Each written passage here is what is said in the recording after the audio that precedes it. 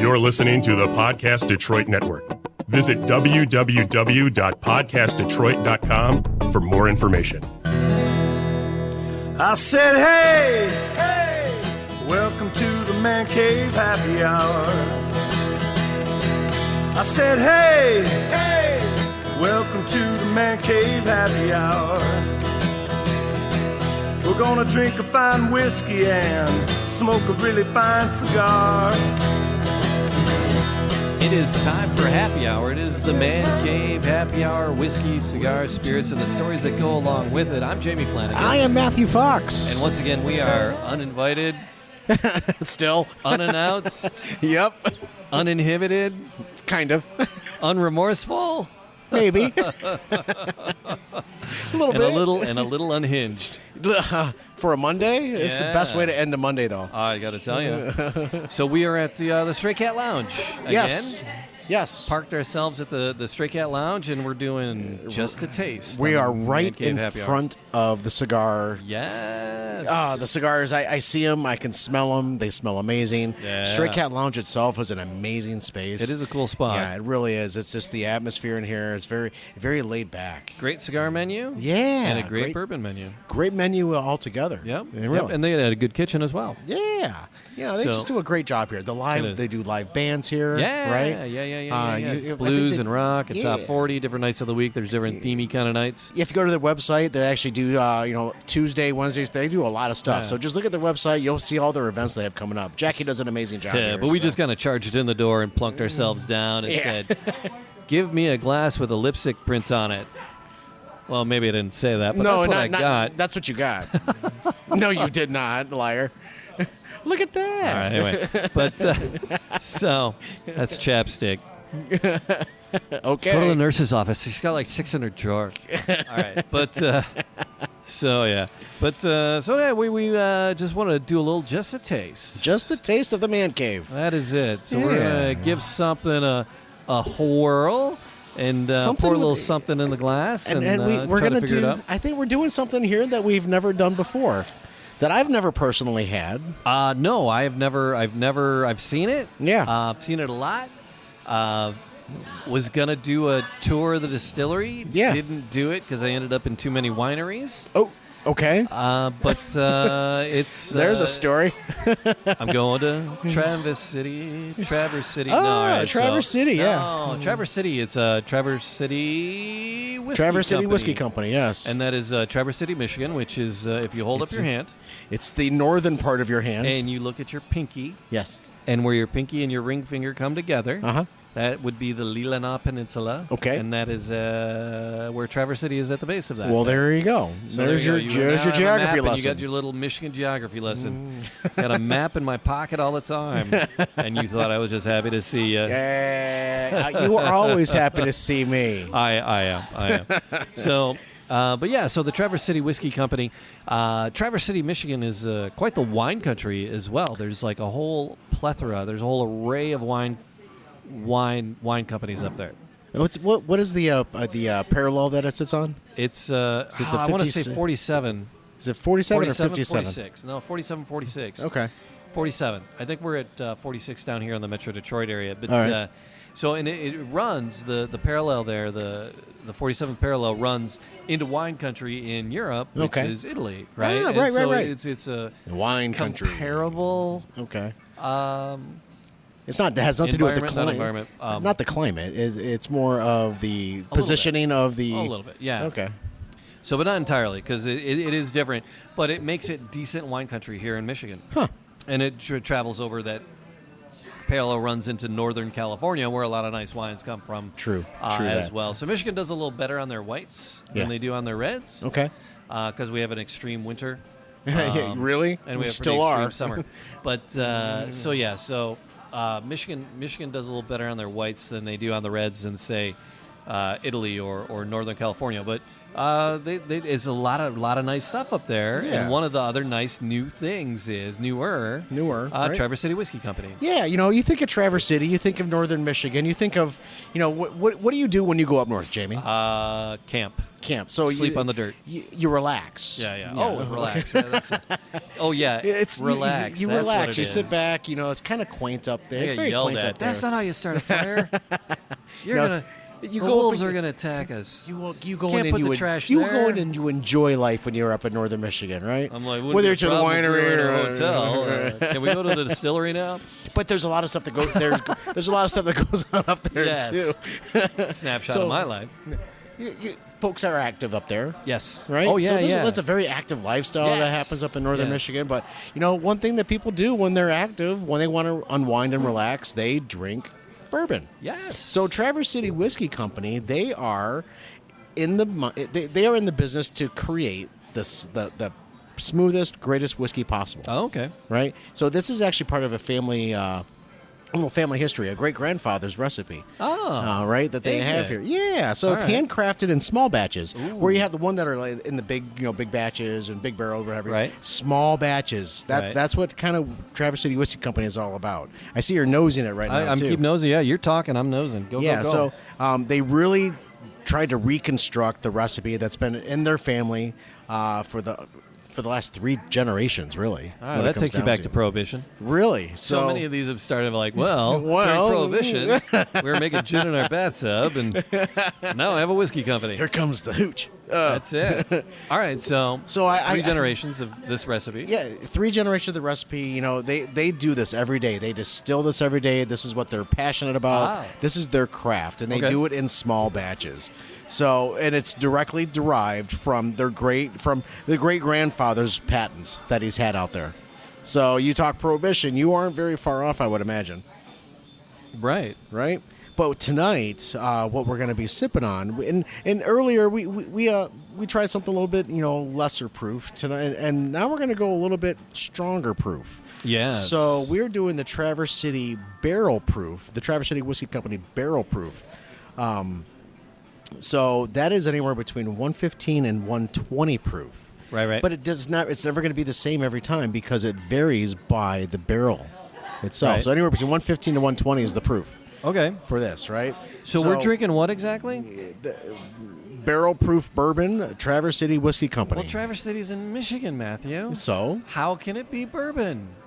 Because you can distill bourbon anywhere in the world. Ah, okay. 95% of all bourbons I believe come from Kentucky. Sure. Right? But, there's that 5%, and Traverse City Whiskey Company happens to fall into that category. So there's, because here's 20 things you never really knew about bourbon. Okay. I'm going to give you a couple of them. Please. I got a list for you. But You read, one of I'll those, sniff. That's it. You sniff while I read into this. that bourbon has to come From Kentucky. No, it does not. So no, that's a myth. Yeah. Myth. Yeah. Myth.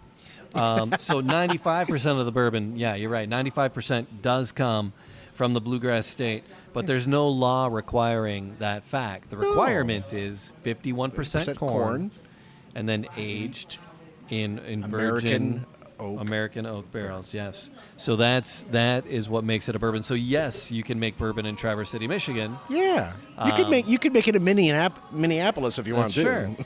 So bourbon is named after the House of Bourbon, a powerful French dynasty. Really? Yep. The House of Bourbon.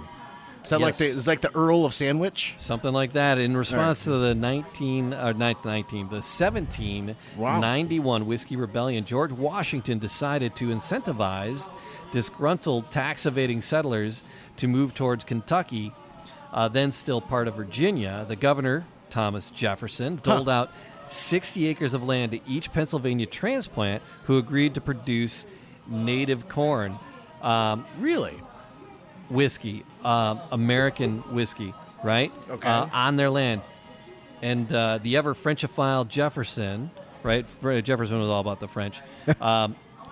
He christened the new settlement Bourbon County after the French Bourbon dynasty that held court over Spain for most of Italy for the 18th century. Once whiskey started flowing, distillers began shipping their wares down the Missouri and Ohio rivers, stamping Bourbon County on each barrel to mark its origin, ultimately giving the bourbon its permanent name. But here's the thing: until 2014,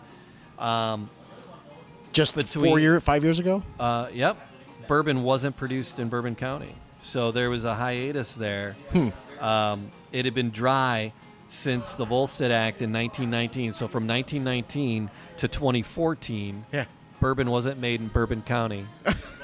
So it's like Holland having its own bourbon. That's There was a dry county here in Michigan. Yeah. So by law, bourbon barrels can only be used once.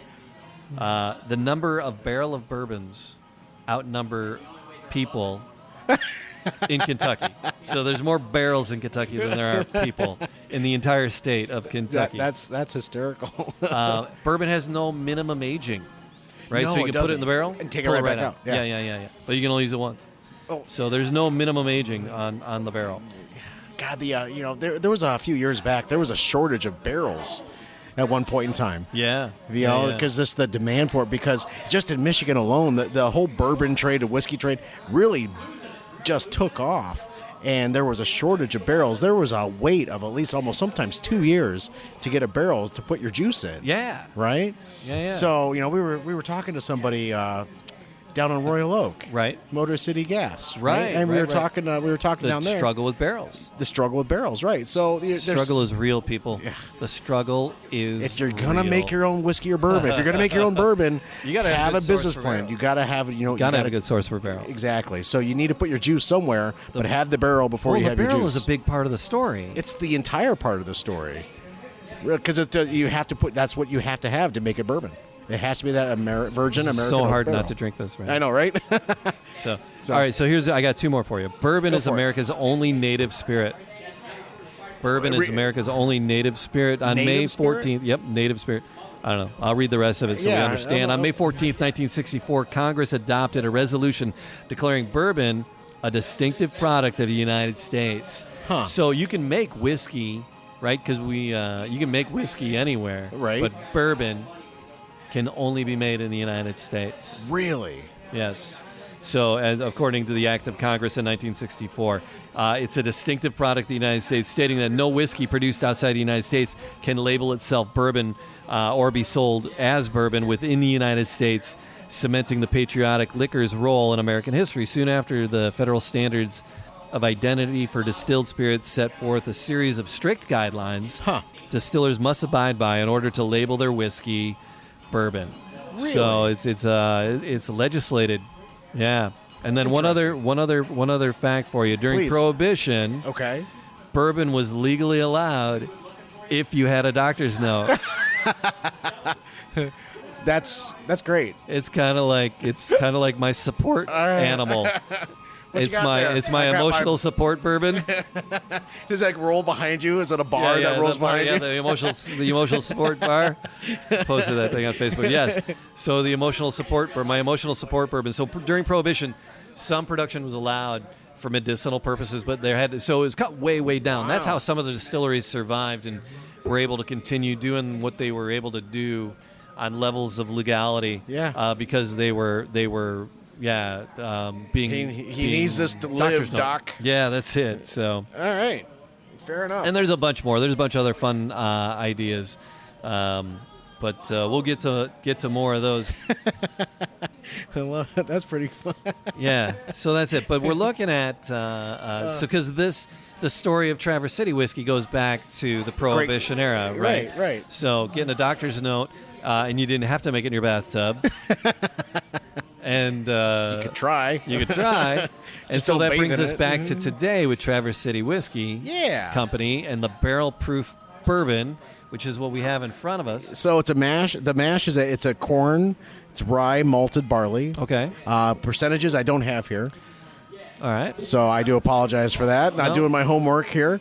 But these all whiskeys, bourbons, they're not really created equal. Okay. And they cannot pinpoint what your proof is going to be until after. Oh, yeah. Right? So on the barrel proof, I said it earlier, it's going to be anywhere between 115 to 120 proof. Right. Right? Because every barrel is different. Yeah. Right. Everything, all the juice sits differently in the barrel. Right. Do you see this pour? I do. I Okay. do see this pour. Do you see? All you got to do, here's how you get a really good pour at a bar. Oh, what? Smile nicely? You walk in, you smile nicely, call the waitress by name, Yeah. plug in some microphones and pretend you're making a podcast. Holy crap. What's our waitress's name again? Kristen. A bartender? Kristen, killing us over here, these pours. Yeah. So much for behaving yourself on a Monday. Oh, we'll just do 2 little pours. Talk about them.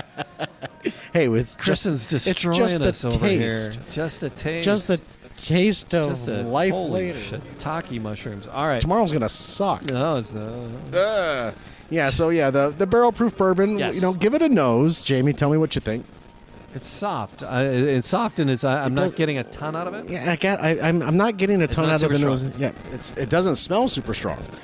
But again, 115 to 120 proof. I'm There's sipping some water. There's going to be some. Because we had some other shenanigans earlier. Yes, but you're going to get a bite somewhere with the proof. You're going to get a bite because the rye is in there. Earlier, I was getting a sweet. Now what are you getting? Ah, It's flavorful. It smells flavorful. Yeah. But it's not strong. Right. It smells flavorful, but it doesn't smell strong to me. The goal for all bourbons is to create a very smooth, classic flavor Right. based on what their palate felt it was when they created this recipe, right? So you're always going to get some type of smoothness, but how do you get to that smoothness part? Is it going to be a really rich smooth, or is it going to be a smooth flavor after the fact, maybe 10, 15 seconds after, it coats your throat or what have you? Right. So kind of curious to know. So I nosed it. I didn't get too much. It has nice legs on it. It does. Okay, you're looking at the legs on there. Huh. But you're going to get some flavor. You All will right. get some flavor. I'm curious to know Are what we you- ready to try this? Let's bad try lad? this. So cheers. All right, cheers, brother. All right, man. Here we go.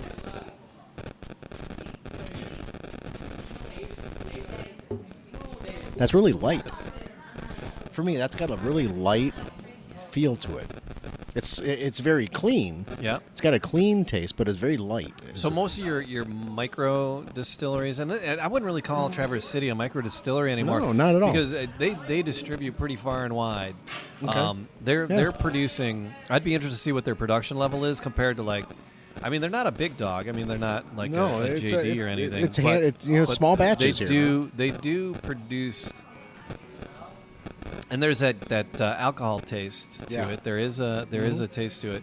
Some of your there's a couple other distilleries in the Metro Detroit area, Right? that are very alcohol tasty when you try them. Yeah, you could They're smell you better, even when they're you better nose as it. mixers, and they're better as infused. Right, the bacon batches of type, yeah, things. bacon type stuff, Yeah. But this one stays on its own, but it does have a little bit of that in it. Yeah. It does have a little Yeah, bit of it's that a- alcohol in it. It's warming up afterwards here. Yeah, it does warm up a little bit, but I'll tell you, it's that first, because I've never had this before.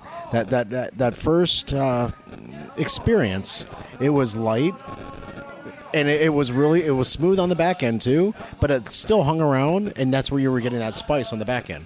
Yeah. I'm smelling sweet, not so much caramel, but a little bit of sweet.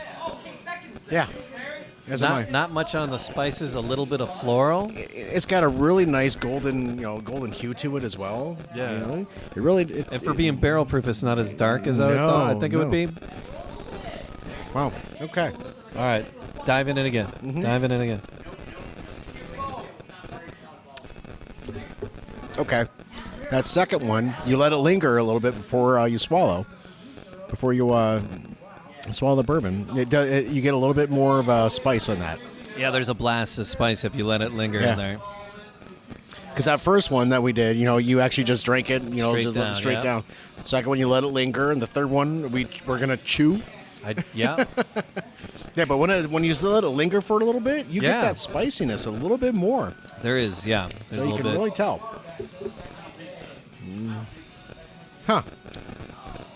What are your initial thoughts so far, Mr. Flanagan? I like it. No, Yeah? it's again, it has a little bit of that alcohol taste. You can Yeah. tell it's a smaller batch. Yep. It's not even a small batch. But that alcohol, the grainy alcohol taste. I wonder how long not it's- overpowering, but it's in there. I'm curious to know how long this is aged. Yeah. So that's something that was not in here that it didn't explain. But I'm just curious how long they age their small batches in the barrel proof. Huh. Yeah. So I did that third one. It really does kind of switch it around a little bit, chewed Yeah. on it. Yeah. It's hitting the gums. It's getting floral. You getting the floral? Taste in it. So I'm still And getting. that's where people come in, and there's shoe level and pencil shavings, and I don't discern all of those. I got flies' wings. No, there's nothing like that. Yeah. I got bees' knees and butterfly butts. That's what I'm. There's a little bit. I'm getting a little butterscotch out of it. Okay. A little bit. Just a hint of it. You know, the That initial might be nose. The floral I'm trying to describe. Yeah. The initial nose, it was a light nose, but I could still smell the alcohol, but the caramel. Right. I always smell caramel in any bourbon I try for some Right. reason. I didn't want to say that because we say that at almost I every know. one. It's just I was that- trying to avoid saying that. All right, we I say apologize. that all the time. Do we? No, go ahead if that's what you're tasting. Yeah, that's what I'm the getting horse at. shit you're gonna feed people, Matthew. Go for it. Believe my horse shit. Go ahead. That's what I get. I'm a big caramel guy. Oh, yeah, It's yeah. not- and that's not a lie. I've And always that's what been you're a fan. looking for. I'm looking for something different every time, but I tend to get the same thing every time. I'm gonna put a couple drops. Of Oh, water in okay. it. You're gonna open it up a little bit. Nice. All Yeah, right. you can actually, if it's a little I bit just too put strong. like 4 drops of yeah. water in it. Yeah, and for folks out there, you know, if it's a little bit too strong or you want to change the flavor profile, throw a couple of drops of water in there, and then it'll open it up. Sniff. Well, that does open that up. Yeah, Yeah. I like that. 4 drops of water in there. All right, let me try. Let me give that a shot. I wouldn't mind that. Ooh, that changes it a There's little. a That changes that a little bit. There's a bite in it after doing that, and it's less of the grainy alcohol taste, but there's a bite in it. Ooh, yeah. That's a bigger bite. Yeah. Not wonder if bad, that opens though. up Not bad. No, not at all. But I wonder if that water opens the rye up a little bit. You know, when you do that. So it's an interesting thought. Yeah. Yeah. No, I would actually. All right. So kill, marry, screw. Okay, so there's only so much money in the world. But this is something that I would not kill. Yeah, All right? okay. I would actually, you know, on a certain occasion, I would seek it out, see if they had it at the bar or at the cigar lounge where Right. we're at here. We know they have it. Yeah. But if I'm just out and about, I would seek it out if I was in the mood for it. If I was sick of the other stuff, Yeah. I want to try something different. Probably I not would- taking it home. Probably not marrying it. If it was a gift, I wouldn't say no. There you are. Fair play. Fair play. But yeah, no, it's not bad. Price point on this? Yeah, I'd have to look that up here real quick. Where are they at? I'd have to find out and look it up. But you know, being that it's locally done, I'm sure that it might be a little bit on the higher side. But at the same token, you want to make sure that your price point is reasonable, Right. right? So let me find out here. So when you're done with that, I'm going to Yes. tell you how bourbon is Yes. responsible for the biggest ecological problem we're facing today. Really? Yep. All right. Damn you, bourbon. Yeah. I say that all the time as I'm staring into my glass. Damn you, bourbon. Damn you, bourbon. So, and as I thought, It's an you know, abusive relationship. between you and me. No, me and bourbon. Oh, Damn you, bourbon. All right, go ahead. What do you got? so please, sir, could I have some more? Yeah, I know, exactly. All right. So as I had thought, you know, because we did our last show that we did what did we just do? Bullet. So Right. that price point was under between 25, 26 up to 60, 70 bucks a bottle. So right? where's Traverse as a Traverse smaller is- batch? On the place? smaller batch, you're falling anywhere, you know, probably starting off in the high 30s, and you're probably going up into the 70s at that point. So, All right, so we're barrel strength. Where are we at on the barrel strength? This one that we're doing. on this one, I will tell you, So yeah, we're barrel strength. you're about $70. $70, and is Yeah. it extra for the lip print in chapstick on my glass? Yes. Okay. That's tip right there. I didn't. You didn't use that side of the glass, did you? Seriously, this is pissing me off a little bit. I'm sorry, dude. All right. Yes. So, So tell me, what's going on with this? all right. So, what is the biggest ecological challenge facing the world today? Everybody's in an uproar about them, getting rid of them. Got to stop it. No more. Kanye West? Yeah. Well, besides Kanye. Yeah. Well, our current leadership? Yeah. Yeah. Oh, yeah. No. Everybody's in an uproar. What product? What item that most places serving food and drinks? Straws. Straws. Yeah, because they're getting rid of the plastic. Bourbon. Plastic is killing our world. Bourbon Yes. is responsible for drinking straws. Really? Shut the front door. Until the late 1880s, cocktails were sipped through hollow stalks of ryegrass, often leaving an unpleasant residue as it deteriorated. Huh. So one fateful day, however, Washington, D.C. resident Marvin Stone was sucking down his freshly made mint julep and contending with the faulty piece of grass when it occurred to him julep? that a paper would do a better job. So a paper straw instead of the straw of rye. Uh-huh. So his straws began organic as rye stalks. Okay. And then they moved from there to paper. When our mint julep sucking Matt Stone came, Marvin Stone, not Matt Stone. Hi. You respect my authority. That's Matt Stone. Yeah, that's Matt Stone. Marvin Stone. It's Matt's great uncle. All right. Came up with the idea. He cut it out of paper, much like the South Park characters. We're gonna get our asses sued now for sure. But so it occurred to him that paper would do a better job. He began tightly wrapping several strips of paper around a pencil, then removed the pencil, glued the papers together. That seems like a lot of fucking work. Yeah. And then he used the tool. It caught on immediately with drinkers around the country, and in 1888, the inventor patented a version made of paraffin-coated manila. My goodness. Bourbon. And Marvin Stone drinking bourbon through a piece of rye straw. Right. Made him want to make a paper straw. Well, From paper, we went to plastic, and now we're going back to paper. Now we've killed the fucking planet. So, Damn it! It's all bourbon's fault. it's all bourbon's fault. Damn you, bourbon. Damn you. Ma.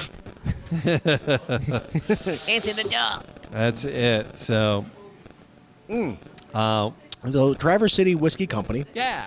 No, thank you. I love to see local companies do We well love on trying a national the scale. Michigan stuff. Yeah. But this is stuff Traverse that's on City's, a yeah, you can get it around the country. Yeah, but I love to see something from Michigan go global, go national at least, and do well. Right. And that's what I really enjoy about Michigan is that you can do anything you want here. Yeah. You could be anything you want here. Sure. And if they went back into their family's history, 3 decades of family history, and they revived something that is passionate about themselves. Absolutely.